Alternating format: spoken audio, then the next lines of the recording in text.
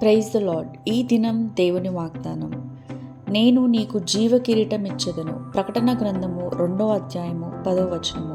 దేవుడు నీకు జీవ కిరీటం ఇవ్వాలంటే నీవు దేవుని విశ్వసించాలి, దేవుని కొరకు కనిపెట్టుకొని ఉండాలి, దేవునికి విధేయత చూపించాలి. నా ప్రియ నేస్తమా, క్రైస్తవ జీవితం అనేది శ్రమలతో, హింసలతో కూడుకున్నది. నేడు నీ విశ్వాస జీవితంలో అనేకమైన శ్రమలు నీవు అనుభవిస్తున్నావా? అయితే బాధపడకు, ప్రభువుకు నమ్మకంగా జీవించుము, ఆయన నీకు జీవ కిరీటము ఇచ్చును. ప్రార్థన.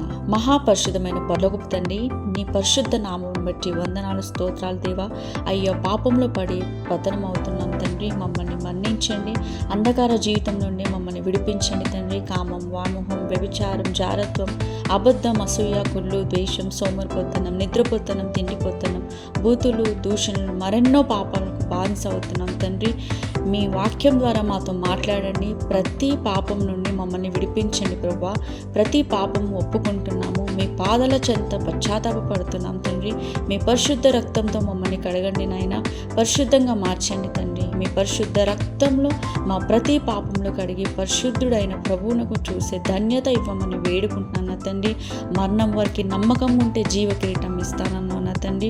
పరిశుద్ధుడా, పరిశుద్ధుడా, పరిశుద్ధుడు అని నిత్యం దేవదూతలతో కొని ఆడుతున్న నీకే స్తుతులు చెల్లించుకుంటూ, నమ్ముట నీ వలన అయితే నమ్మిన వరకు సమస్తము సాధ్యమని విశ్వాసంతో సాతాను గడికి సిగ్గు, నీకే జయం కలుగునట్టు యేసు అతి పరిశుద్ధ నామంలో ప్రార్థించి బతిమలాడి ప్రేమతో పెడుకుంటున్నాను నా ప్రియ తండ్రి.